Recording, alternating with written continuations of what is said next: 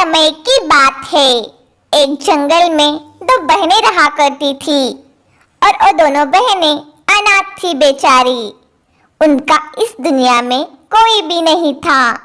उन दोनों बहनों में से रानी चिड़िया सबसे बड़ी बहन थी। एक दिन सोनी चिड़िया अपनी बड़ी बहन रानी चिड़िया से कहती है, दीदी मुझे बहुत तेज भूख लग रही है। आपको तो पता है मुझसे भूख बर्दाश्त नहीं होती और अब तो 4 दिन हो गए हैं। मैंने तो अब तक एक दाना भी नहीं खाया। दीदी मेरे लिए कुछ खाने का इंतजाम कीजिए वरना मैं बीमार पड़ जाऊंगी। अब तो मुझे बहुत कमजोरी भी महसूस हो रही है। अरे छोटी तू परेशान क्यों हो रही हो? मैं हूं ना तेरे साथ। मैं तुझे कभी भी खाने की कमी महसूस होने नहीं दूंगी। तू बेकार में ही चिंता कर रही है। छोटी तू यही रुक घर पे। मैं बाहर से कुछ तुम्हारे लिए खाने के लिए ले आती हूँ। तुम यही घर पे ही रुकना। उसके बाद रानी चिड़िया एक बेकरी पर चली जाती है।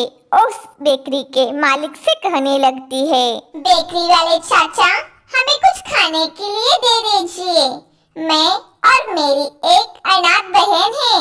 हम इस जंगल में दोनों अकेले ही रहते हैं। हमारा इस दुनिया में कोई भी नहीं है और ना ही हमारे पास कुछ खाने के लिए है। इसलिए मैं आपके पास आई हूँ। कृपा करके मुझे कुछ खाने के लिए दे दीजिए। कोई बात नहीं मेरी बच्ची, तुम मेरे पास आई हो ये बहुत ही अच्छा किया। मेरी दुकान तो इतनी बड़ी है और मेरी इतनी बड़ी दुकान रहते हुए मैं तुम्हें कुछ ना दूं तो उससे दुकान का क्या मतलब? हमें तो एक भूखे को खाना खिलाना चाहिए। और वैसे भी जंगल के सभी पक्षियों से मैं बहुत ज्यादा अलग पक्षी हूँ। मुझे तो किसी गरीब पर तो बहुत ही जल्दी दया आ जाती है और तो मुझसे रहा भी नहीं जाता। तुम एक काम करो, एक केक लेकर जाओ और तुम अपने बहन को खिला दो। उसके बाद रानी चिड़िया अपने घर वो केक ले आती है और अपनी छोटी बहन को वो केक दे देती है। देखा छोटी, मैंने तुमसे कहा था ना कि मैं तेरे खाने में कोई भी कमी नहीं आने दूंगी और आज मैंने वैसा ही किया। तुम तो ऐसे ही घबरा रही थी। दीदी आप तो मेरे खाने के लिए कितना अच्छा खाना लेके आई हो, लेकिन कल आप मेरे लिए क्या लाओगी? आपको रोज रोज ऐसे ही कुछ नहीं देगा। छोटी तुम तो फिर वही बात कर रही हो। कल के कल देखेंगे। फिर दूसरे ही दिन रानी चिड़िया दूसरे फल की दुकान पर खाना मांगने के लिए जाती है और जाकर उस फल वाले से कहती है, कैसे हो आप कालू भैया? आपने मुझे पहचाना या नहीं? कालू भैया मुझे बहुत तेज भूख लग रही है और घर पे मेरी एक छोटी बहन भी है, उसको भी बहुत तेज भूख लगी हुई है। आपको तो सब पता ही है कि हम दोनों बहनें अनाथ हैं। हमारे माँ बाप तो हमें पैदा होते ही छोड़कर चले गए। मुझे कुछ खाने के लिए दे दीजिए ना भैया।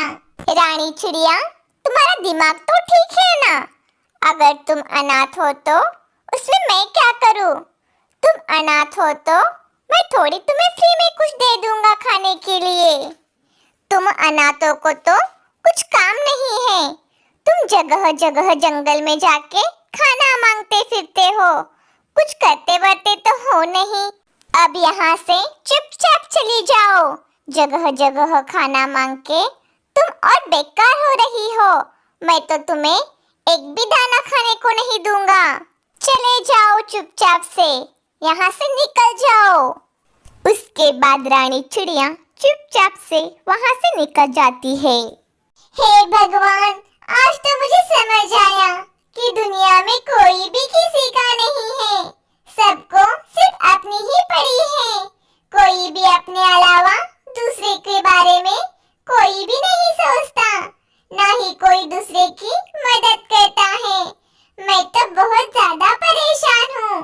रानी चिड़िया एक बात कर ही रही थी, तभी वहाँ एक चिड़ा आ जाता है। क्या हुआ चिड़िया, तुम इतनी परेशान क्यों लग रही हो? और तुम कौन हो? मैंने आज से पहले तो तुम्हें इस जंगल में नहीं देखा। और तुम इतनी परेशान क्यों हो? तुम्हारी ये परेशानी मुझे तुम्हारे चेहरे पर साफ साफ दिखाई दे रही है। देखो भाई, वैसे तो मैं भी आपको नहीं जानती। मैंने भी आपको इस जंगल में पहली बार ही देखा है। लेकिन हाँ, मैं बहुत ज्यादा परेशान हूँ। मैं और मेरी छोटी बहन इस जंगल में रहते हैं। हम दोनों बहनों का इस दुनिया में कोई भी नहीं है। हम दोनों बहनें अनाथ हैं। और मैं एक कालू भैया के यहाँ दुकान पे गई थी कुछ फल लेने के लिए। लेकिन उस कालू भैया ने मुझे बहुत बुरा भला कहकर उसके दुकान से निकाल दिया।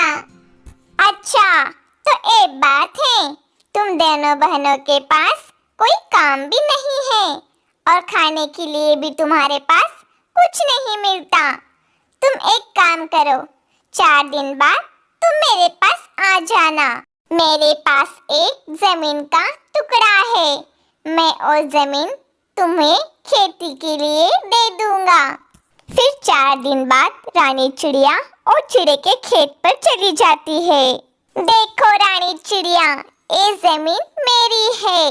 मैं ये जमीन तुम्हें खेती करने के लिए दे रहा हूँ। उस खेती कर कर जो पैसे आएंगे उसके आधे पैसे तुम रखना और आधे पैसे मैं रख लूंगा। चिड़ा जाने के बाद ही रानी चिड़िया खेत पर जाकर बीज बोना शुरू कर देती है। अब रानी चिड़िया बहुत खुश होती है। अब तो मुझे काम मिल गया है। अब हम दोनों बहनों को कोई परेशानी नहीं होगी और अब हम आराम से खाएंगे और बड़े आराम से रहेंगे। मैं इस खेत में बहुत मेहनत करूंगी। अब तो मैंने बीज बो दिए हैं। अब मैं कुछ दिन बाद यहाँ आऊंगी। अब मैं चलती हूँ। उसके कुछ दिन बाद जंगल में जामुन की फसल आ जाती है और देखकर रानी चिड़िया बहुत खुश हो जाती है। अरे वाह रानी चिड़िया, तुमने तो बहुत अच्छी जामुन की खेती की है। कितने सुंदर लग रहे हैं ये जामुन। इसलिए अब ये ले लो पैसे और जाते जाते तुम अपने बहन के लिए कुछ अच्छी अच्छी चीजें खाने के लिए लेते हुए जाना। और बहुत खुश हो जाएगी, ठीक है ना? और बाकी के रहे हुए पैसे तुम्हें जामुन बिकने के बाद मिल जाएंगे। उसके बाद रानी चिड़िया अपने घर आ जाती है और अपनी बहन सोनी को सारी बातें बता देती है। और वो पैसे जो उसने कमा कर लाई थी, वो पैसे भी वो अपनी छोटी बहन को दे देती है। अब पैसे आने के कारण उन्हें किसी भी चीज की कोई भी कमी महसूस नहीं होती। अब वो दोनों बहनें मेहनत के पैसे कमाकर खुशी खुशी रहने लगते हैं।